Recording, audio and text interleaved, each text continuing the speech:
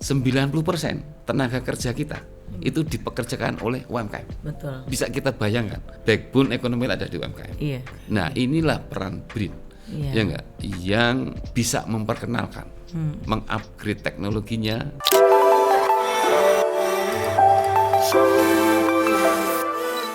Hai Sobat Vidi Visi, kembali lagi saya Indi Barens ada di sini di atas meja makan. Dan lagi-lagi kita masih bersama dengan BRIN, Badan Riset Inovasi Nasional. Kira-kira mau ngobrolin apa sih nih Indi Barens, apalagi yang lagi seru sih. Nah, untuk itu untuk kalian juga yang pengen ikutan seru, yang suka juga dengan bidang sosial dan ekonomi. Nah, ini tayangan yang sangat pas sekali. Dan tapi yang paling penting adalah sebelum kita tahu materi yang lebih cakep ini, saya mau ngingetin jangan lupa untuk tetap like, itu of course ya, like, lalu juga comment, share, dan juga subscribe. Kalau anak sekarang bilang subscribe ya di Vidi Visi Talk. Dan segera langsung saya ngobrol dengan, ini saya kalau udah di atas meja makan ketemu dengan seorang di sini, saya nganggap ini adalah bapak saya. So saya takut dipanggil ibu ya. Oke. Saya akan ketemu bersama dengan beliau yaitu Bapak Agus Eko Nugroho selaku Kepala Organisasi Riset Tata Kelola Pemerintahan Ekonomi dan Kesejahteraan Masyarakat. Selamat datang Pak Agus. Terima Betul? kasih. Iya, baiklah. Pak, ini kan panjang banget ya Pak. Tata Kelola. OR ini kan Organisasi Riset Tata Kelola Pemerintahan Ekonomi dan Kesejahteraan Masyarakat. Betul. Atau yang secara cepat disingkatnya apa Pak tadi? TKPKM. Ini lebih singkat ya kalau Bapak. Kalau Bapak yang sebut kan lebih singkat. Nah, ini kan merupakan salah satu organisasi riset di bawah Badan Riset dan Inovasi Nasional atau BRIN ya Pak.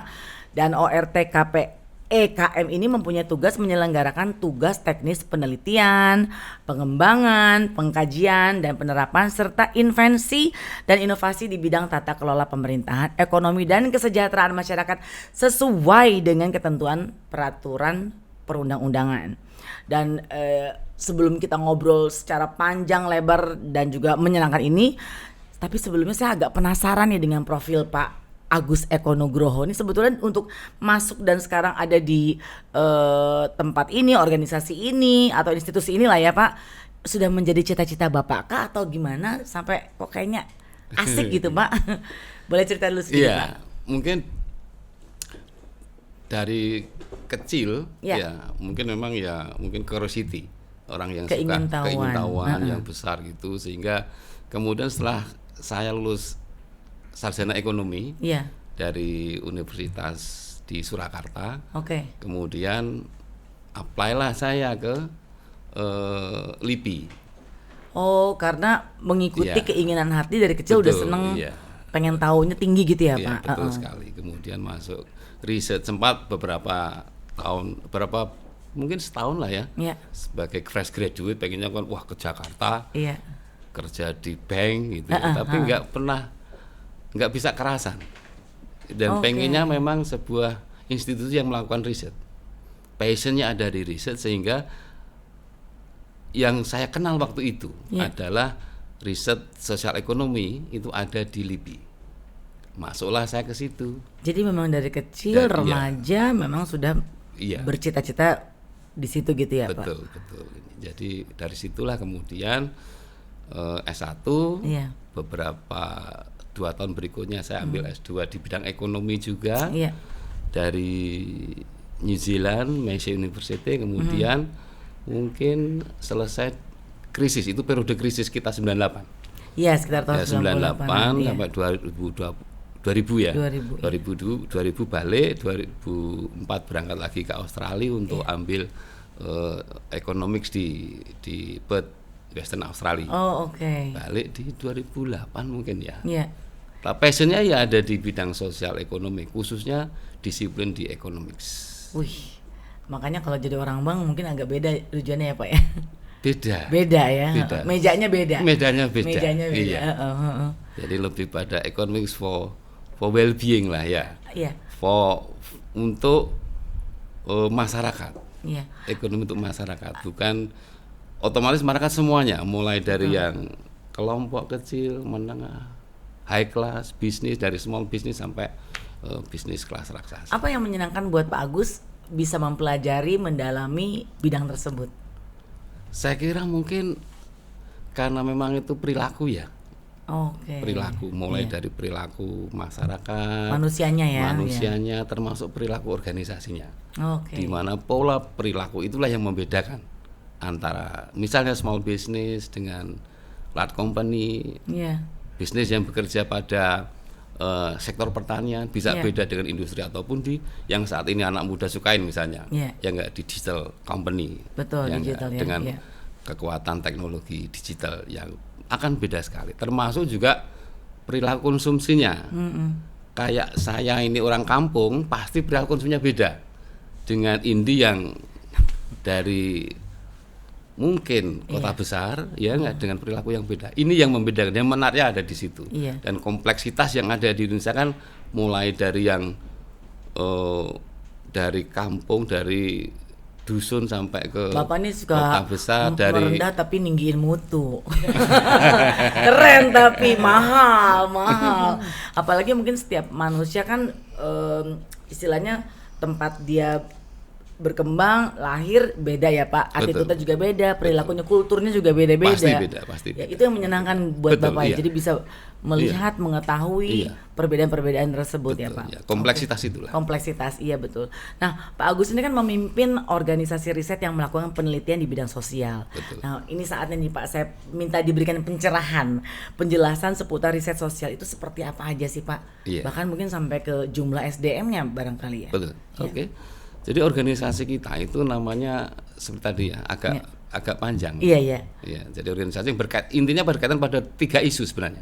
Yang pertama adalah bagaimana kita membangun sebuah tata kelola, governance. Tata kelola baik di bidang bisnis, pemerintahan maupun organisasi secara umum. Itu berkaitan dengan public policy tentunya, ya enggak? Baru kemudian masuk di bidang kesejahteraan masyarakat. Ya enggak? Kesejahteraan masyarakat itu berkaitan dengan bagaimana mensejahterakan masyarakat. Mulai dari yang kecil sampai yang besar. Yang bukan berarti orang yang besar tidak perlu disejahterakan, terutama tapi dari basicnya dulu ya Pak. Paling tidak kalau kita membangun sebuah sistem berkaitan dengan social security system, ya kan, kepastian misalnya Indi sudah pensiun kan perlu tetap. Ya enggak, social security, dan itu maju sekali di negara-negara develop, ya enggak. Kemudian baru aspek di ekonominya, bagaimana manusia kita bekerja, memproduksi dari beragam sektor produksi kita untuk kesejahteraan mereka. Jadi 3 kompleksitas itulah, terkait dengan tata kelola, kesejahteraan masyarakat, dan ekonomi dan bisnis. Karena 3 itu berkaitan erat sekali. Intinya di situ. Ya, menariknya apa sih Pak? Iya, mungkin kan tuh pasti banyak beraneka ragam. Dan menurut saya yang menariknya ada di kompleksitas itu, karena disitulah berkumpul berbagai macam organisasi. Ya enggak, kesejahteraan misalnya, mungkin berkaitan dengan infak sedekah. Ya enggak, berkaitan dengan sistem jaminan sosial, BPJS kita seperti apa. Berkaitan dengan pensiun kita, pensiun fund kita seperti apa, dan apakah masyarakat sudah teredukasi atau belum, itu yang penting ya Pak. Kalau bisnis mulai dari yang small business sampai kepada corporation, ya enggak, kompleksitas itulah yang tentunya satu sisi akan memberikan pemahaman kita terhadap kompleks itu sendiri, satu sisi keanekaragaman itu, dan bagaimana mendorong itu menjadi aset bangsa, ya enggak, aset bangsa untuk tentunya memperkuat atau mewujudkan amanah bangsa, ya enggak, mensejahterakan masyarakat adil dan makmur. Jadi semuanya bersinergi ya Pak. Betul, iya. Dan itulah yang memang harus di manage dalam pola tata kelola yang baik. SDM-nya gimana tuh Pak? Kalau SDM sebenarnya itu kan penggabungan ya. Dari dulu ada di lembaga riset misalnya di kementerian, banyak kementerian, hampir semua kementerian punya researcher. Kemudian kita masuk ke BRIN ya. Mungkin kalau sekarang sampai di 450-an untuk di SDM kita. Yang tersebar di 7 pusat riset dengan keahlian yang disebutkan tadi, sosial, ekonomi, dan kependudukan, mungkin bisa ada antropologi, bisa ada sosiologi, bisa ada, termasuk engineering berkaitan dengan transport system misalnya juga akan ada. Jadi banyak sekali ya Pak ya? Iya, betul. Oke, baik. Nih Pak, biar lebih seru, kebetulan bukan saya yang nyiapin Pak, tapi udah ada melon. Udah ada melon buat manis-manis biar kita nggak mumut-mumut banget. Betul. Ini meskipun agak lengket-lengket nggak apa-apa Pak, ada dimsum. Supaya semuanya menyatu nih Pak antara buah dimsum ya. Ini sudah saya riset Pak. Betul. Oke, tak coba lah ya. Ini kita coba apakah kalau di atas meja makan melon ini berubah rasa, lebih manis pasti. Ya kan, sesuai dengan yang kita sampaikan pada kesempatan kali ini. Nah, ini minum air putihnya Pak. Ini juga rasa dari Vidivisi ini beda sekali air putihnya. Ini sudah saya riset juga. Baik. Nah, biasa tuh hasil riset yang tadi itu Pak, itu digunakan untuk apa saja sih Pak? Yang pertama tentu kepentingan periset itu sendiri. Oke. Untuk menghasilkan sebuah karya ilmiah yang berstandar global. Artinya kita bisa publish jadi jurnal ilmiah berskala internasional, buku baik di nasional, publish di berbagai macam publisher termasuk nasional maupun global. Itu kepentingan dari tentu peneliti itu untuk menghasilkan suatu karya ilmiah yang bagus. Yang kedua adalah sebagai input kebijakan, karena kita berada pada area di mana itu sangat erat dengan public policy, kebijakan publik kita, mulai dari kesejahteraan sosial, public policy itu sendiri, termasuk bisnis dan ekonomi, bagaimana mengatur perusahaan, bagaimana mendorong startup kita, yang sekarang lagi tren misalnya, bagaimana mendorong munculnya fintech, financial technology, ataupun startup tech yang ada di kita. Semua itu membutuhkan policy yang pas, ramuan policy yang pas, dan itulah harapannya bahwa hasil studi kita itu mampu memberikan manfaat pada input kebijakan yang berbasis hasil riset yang berstandar bagus dan tentunya global yang spesifik. Berarti dampak buat masyarakat sudah terlihat ya Pak, dampaknya buat masyarakat? Paling tidak melalui jalur itu, ya enggak? Jadi semuanya sudah lebih tertata lah ya? Betul ya, tentu harapannya bahwa dengan informasi seperti itu, termasuk juga kita misalnya berkolaborasi dengan berbagai macam korporasi, dengan BUMN, dengan private company, dengan financial technology company, ya enggak, untuk memberikan input yang membantu mereka untuk memecahkan masalah-masalah yang mereka hadapi. Ini kan BRIN baru berjalan setahun ya Pak ya? Betul. Sudah terlihat ada harapan baik untuk kedepannya gitu? Saya kira memang mungkin masyarakat memang mulai menunggu ya, dunia bisnis mulai menunggu. Betul. Dengan situasi seperti ini apa yang harus kita lakukan? Dengan gloomy ekonomi, Eropa krisis, nasional juga, belum selesai COVID, kemudian ada isu di Rusia dan Ukraina, yang komoditi price juga semakin meningkat, ya enggak. Kemarin kita menghadapi kelangkaan minyak goreng. Apalagi nih? Ya, masyarakat pasti menunggu, pemerintah juga menunggu.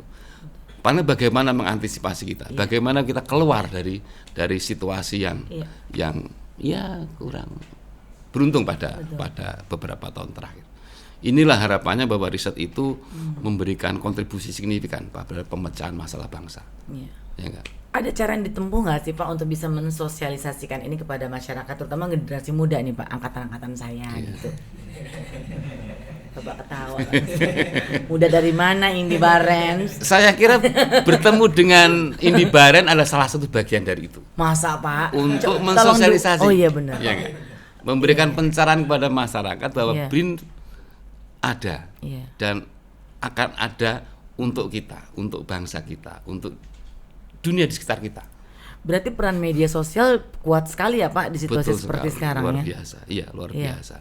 Karena itu bahkan kecepatan itu yang menurut saya penting. Bagaimana masyarakat bisa memahami secara cepat berbagai macam isu dan bagaimana mengantisipasi mereka. Saya kira masyarakat juga punya solusi sendiri kan terhadap permasalahan itu. Betul. Iya. Nah, kalau saat ini Pak, riset yang sedang dilakukan oleh ORTPEKM itu seputar apa saja sih Pak? ORTKPEKM. Aku salah ya Pak? Maklum Pak. Aku baru masuk. ORTPEKM. TKPEKM. Oh salah. ORTKPEKM.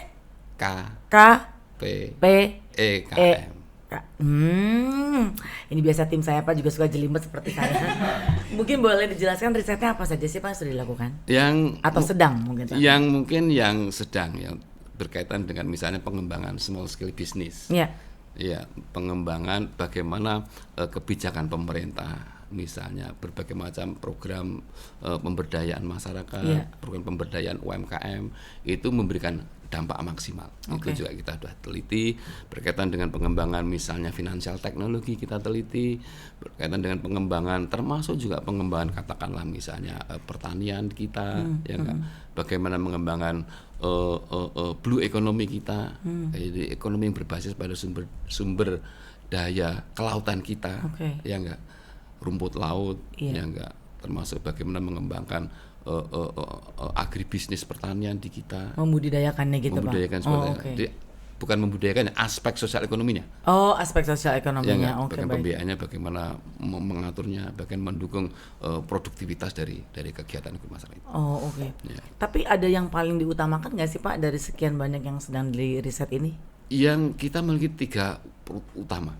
Yang pertama adalah bagaimana berkaitan dengan tata kelola pemerintahan dan kebijakan publik. Ini kritikal banget. Ini satu.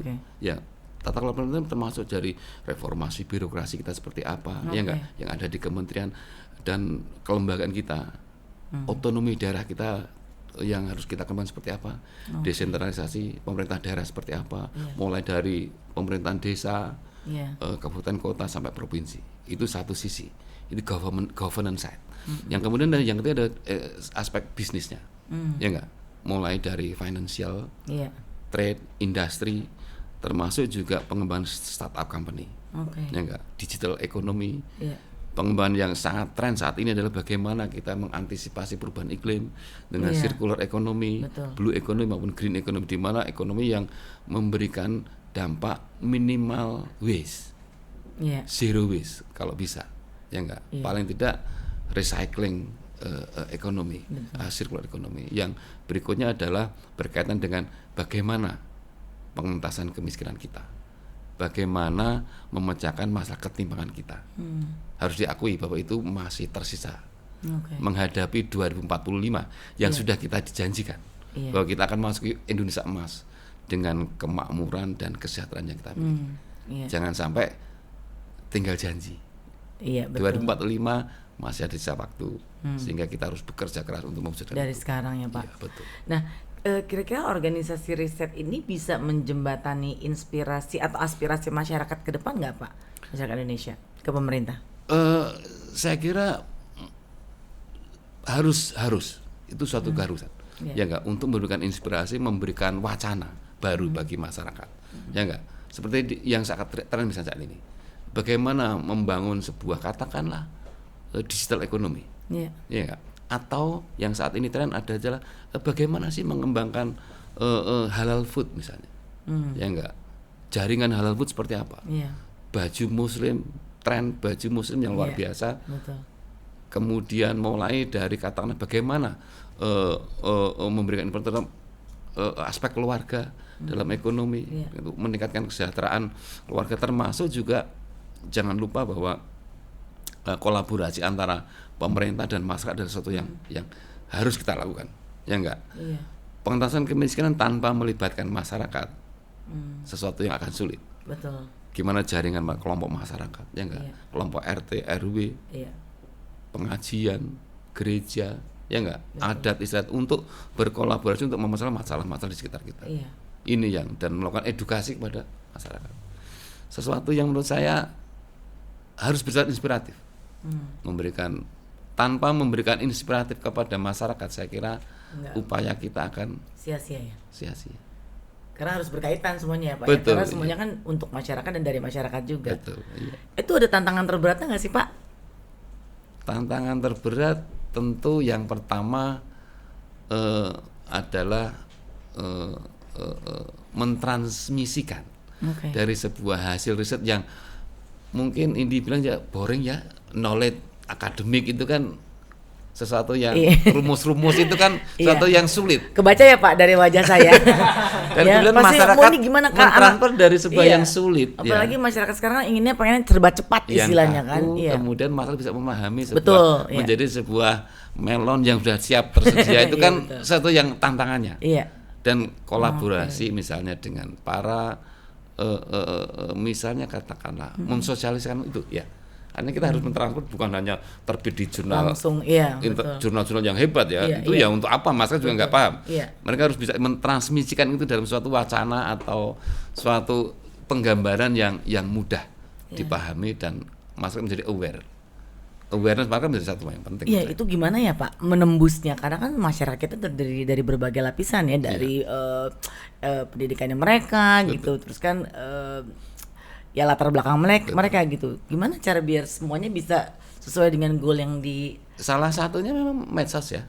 Medsos menjadi salah satu media yang penting sekali. Ya enggak, medsos menjadi karena audiensnya mungkin persepsi bahwa itu hanya dinikmati orang kota belum tentu menurut pandangan kami karena kepemilikan smartphone maupun internet akses kan sudah luar biasa. Ya enggak, mungkin hanya beberapa wilayah tertentu yang blank spotnya. Artinya itu pasti bisa menjangkau. Nah ini yang kemasan yang bagus akan membuat mereka lebih mudah paham saya kira. Dan itu tantangan saya tantangan di situ peneliti belum tentu bisa. Kalau mungkin saya sendiri secara pribadi kalau mungkin menulis saja ya antara di akademik sama di media bahasanya yang beda dan itu perlu skill tersendiri. Dan nggak perlu saya juga harus bisa di situ kan nggak bisa minta bantuan Indi atau tim ini untuk mempermudah supaya layer-layernya tuh nyampe ke masyarakat yang bawah gitu ya istilahnya Pak ya. Oke. Baik, nah ini kan Pak Agus sekarang ini kan lagi marak nih soal ekonomi kreatif dan digital. Apakah BRIN ini sudah melakukan kajian soal ini Pak? Lalu hasilnya bagaimana nih kira-kira? Salah satu contoh adalah bagaimana memahami kita terkait dengan ekonomi kreatif.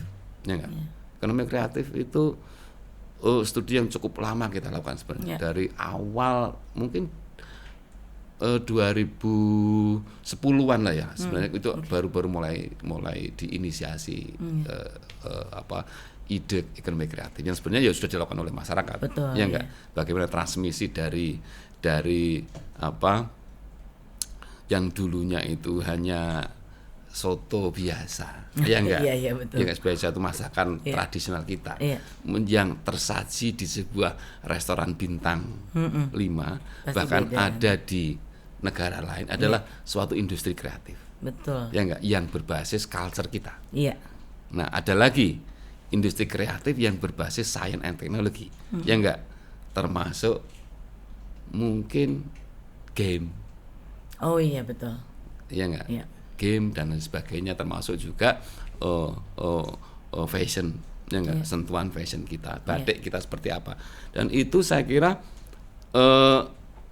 studi yang penting adalah memaknai itu memaknai itu jadi ya nggak bisa disamakan misalnya industri kreatif dengan mass industry misalnya beda ya Pak jelas beda antara yang disajikan di sebuah tempat tertentu dengan nuansa tertentu dengan misalnya mie instan enggak pasti beda dan kandungan kreativitinya itu yang memang harus kita ukur enggak dan menurut pandangan kami bahwa itu tantangan kita dan belum ada secara konkret terkaitan dengan sejauh mana kita bisa mengukur itu secara proper, secara tepat ya.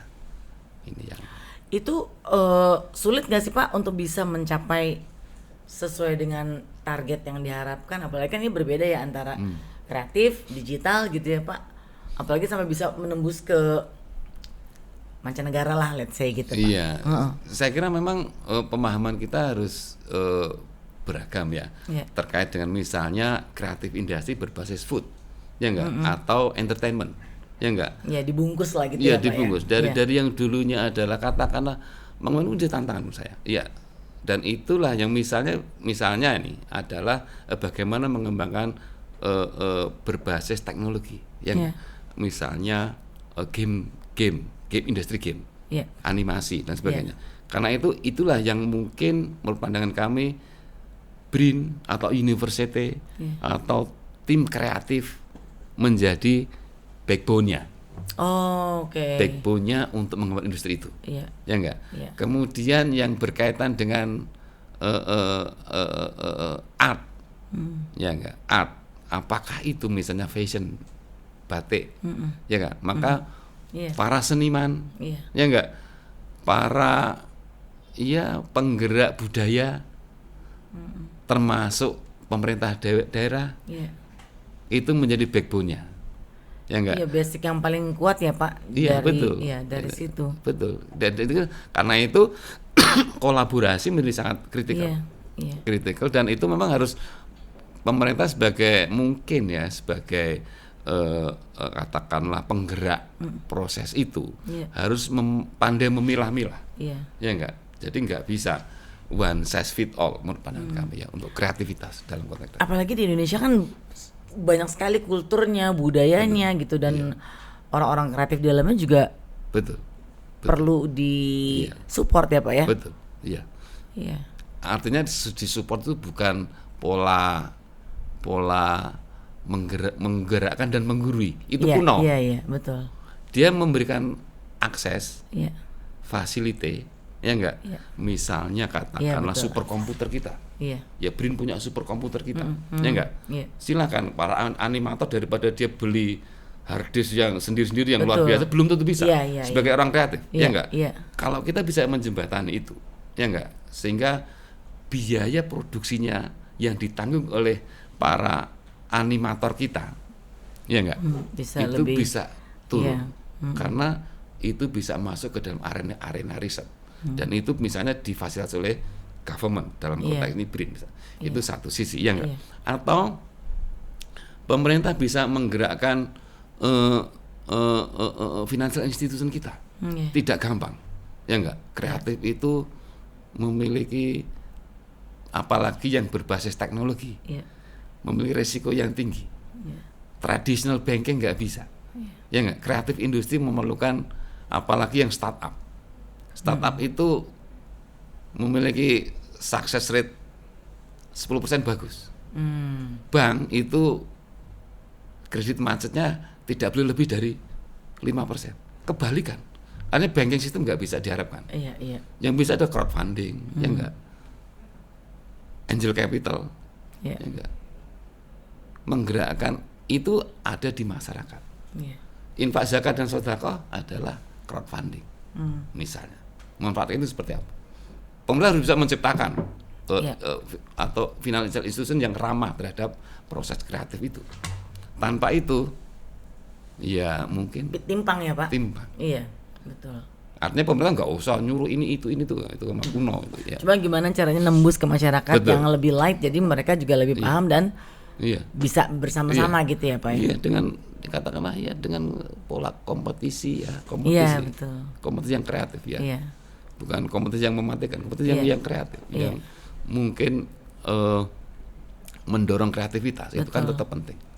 Ini yang saya kira kalau itu bisa dilakukan oleh pemerintah ya, tentu dengan berbagai macam stakeholder ya yang terlibat dalam proses itu akan mempercepat kreativitas. Kita kan terkenal sekali bangsa yang kreatif. Bahkan di saat pandemi pun bermunculan orang-orang kreatif yang bisa menciptakan makanan ini, terus membuat mesin ini, anak-anak SMA di beberapa daerah di Jawa Tengah gitu ya Pak, bisa bikin ini, bisa bikin itu gitu. Itu kan suatu hal yang buat saya, wah ini kalau cuman dikembangkan hanya di daerah itu aja sayang gitu ya Pak ya. Ya sama kayak kita melihat, misalnya kita katakanlah kita ya bangsa yang harus kita akui, bangsa kita bangsa kreatif. Bayangin aja Borobudur itu sudah ada relief berkaitan macam-macam. Betul. Ya enggak? Ada kapal di situ, ada pinisi di situ. Pinisi pada saat itu teknologi tercanggih. Artinya kita sudah menguasai teknologi itu di zaman itu. Dan itu secara, kalau social evolution itu secara genetik diturunkan sampai ke bangsa kita yang saat ini. Pasti kalau kalau kita ingin menjaring orang-orang kreatif di masyarakat, kayaknya kok berlebih, potensinya luar biasa. Tinggal kita mendorong munculnya talenta-talenta yang hebat itu. Iya sih, betul juga Pak. Berarti kalau bicara seputar maraknya soal ekonomi kreatif, digital, dari BRIN juga sudah melakukan kajian soal ini. Berarti hasilnya diharapkan bisa jauh lebih dari yang diharapkan ya Pak ya? Betul, iya. Ya, mengingat begitu banyaknya kreator-kreator dan orang-orang kreatif di negara ini. Iya, luar biasa itu. Kalau dengan UMKM keterkaitannya gimana nih Pak? Justru mungkin bisa lebih berkembang lagi ya Pak mereka-mereka ini. Betul, iya. UMKM kita itu kalau harus kita amati lebih detail lagi. Yang pertama adalah 60% ya enggak GDP kita, apa itu GDP ya, apa nilai ekonomi lah ya, nilai ekonomi yang dihasilkan oleh bangsa ini yang diukur tiap tahunnya itu 60% itu dihasilkan UMKM. 40% oleh large company. 90%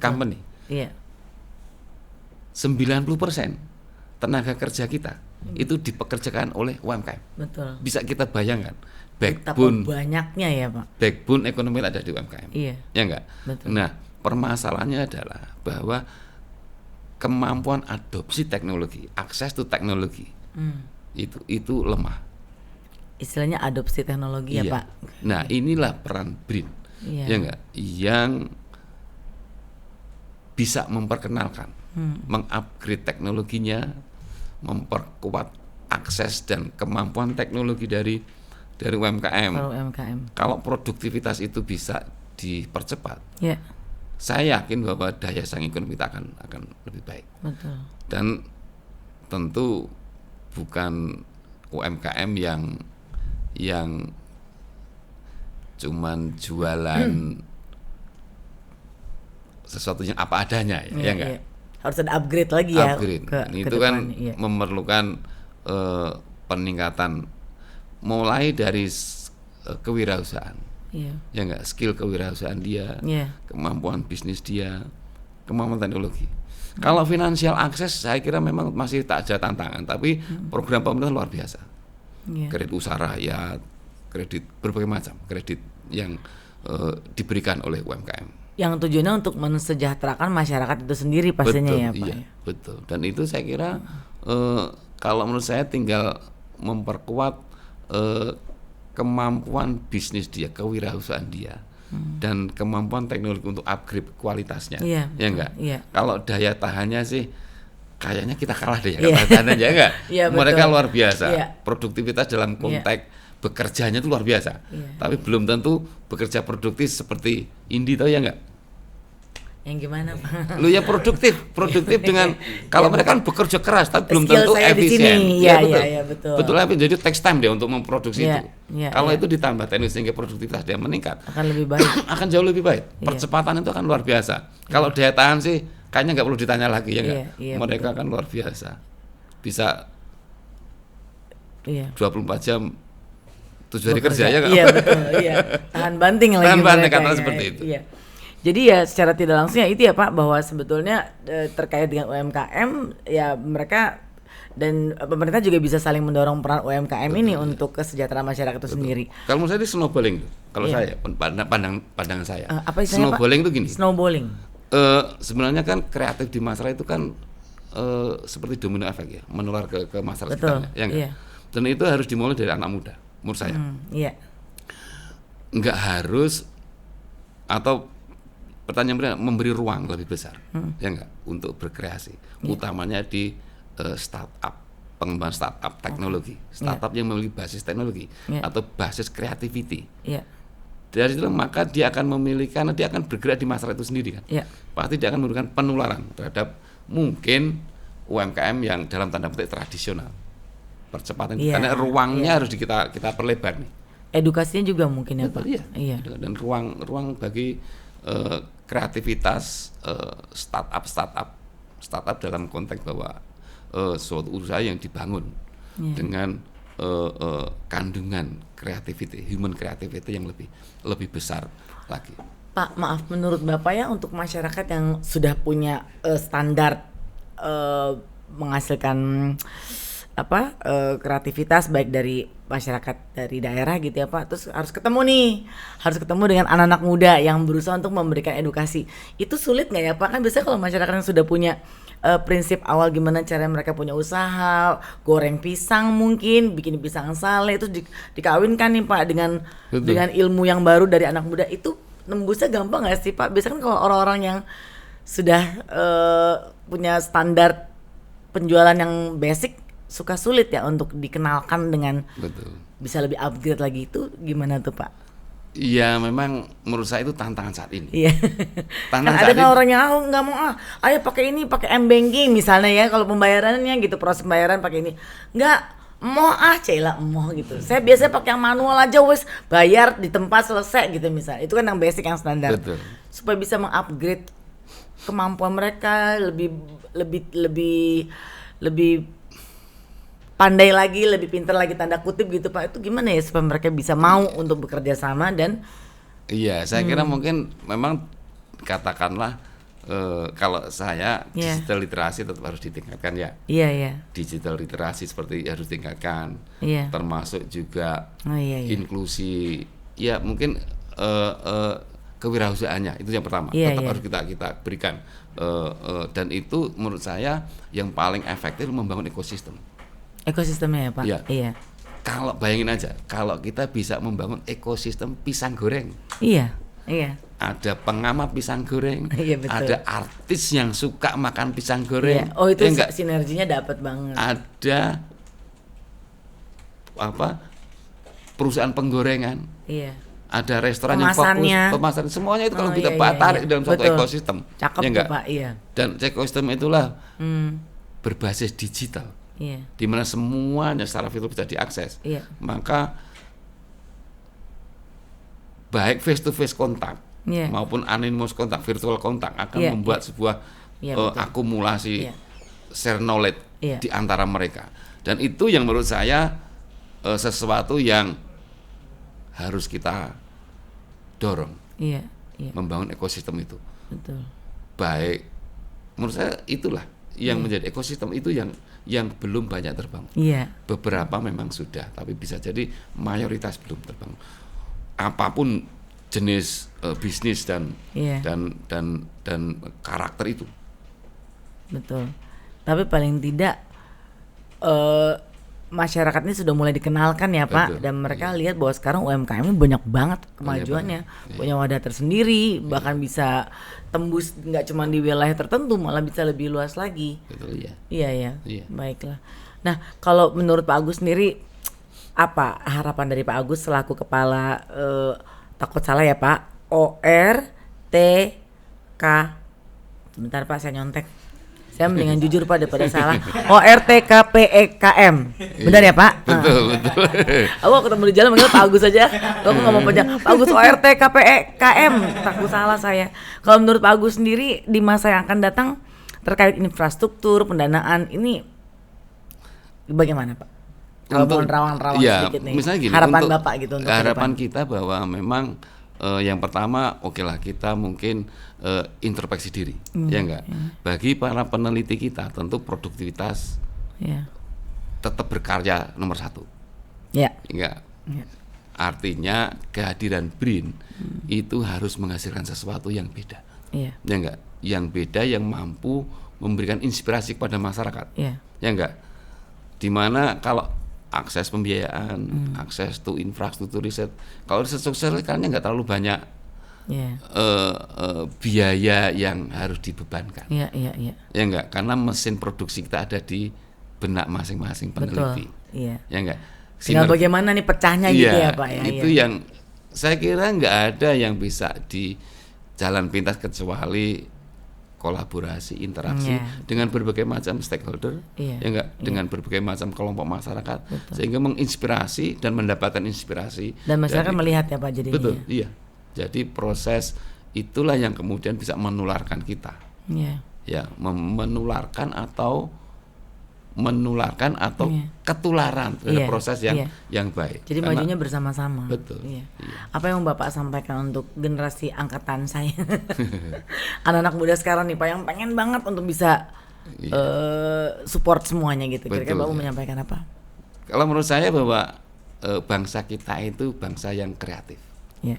Itu sudah dari sononya. Yeah. Kita memang memiliki endowment yang kuat. Artinya terus berkarya, ya enggak? Yeah. Kemudian mencoba yang baru. Ya enggak? Betul, mencoba yang baru. Mencoba baru. Berpikir out of the box, ya enggak? Ingin tahu. Ya. Itulah kemudian modalitas untuk menembus kompetitivitas kita. Ya enggak? Dari situlah maka akan memberikan pelajaran kepada masyarakat secara umum. Anak muda kan aset bangsa. Iya. Ya enggak? 2045 semuanya itu sudah harus bisa dinikmati oleh masyarakat. Betul, utamanya generasi muda kita. Ya. Saya kira itu tetap semangat. Tetap semangat ya, karena Bapak aja semangat, apalagi generasi yang muda-muda ini ya Pak. Harus. Baik, terima kasih banyak Pak Agus sudah mampir ke Di Atas Meja Makan. Terima Dan kasih. ini sayang banget kalau nggak diicipin loh Pak. Ini jelas bukan buatan saya, tapi kan lebih enak banget kalau kita abis ini kita makan-makan ya Pak ya. Baik, terima kasih Pak Agus atas kehadiran di sini dan semoga ini bisa memberikan inspirasi buat semua teman-teman di sana ya. Dan jangan lupa untuk semua teman-teman yang sudah nonton Sobat Vidivisi, tetap support dan juga like, comment, share dan juga subscribe di Vidivisi Talk. Sampai ketemu lagi di Atas Meja Makan. Kami mau langsung makan. Mari Pak, silakan. Ini bisa diekspor kan nih Pak? Bisa lah ya Pak ya.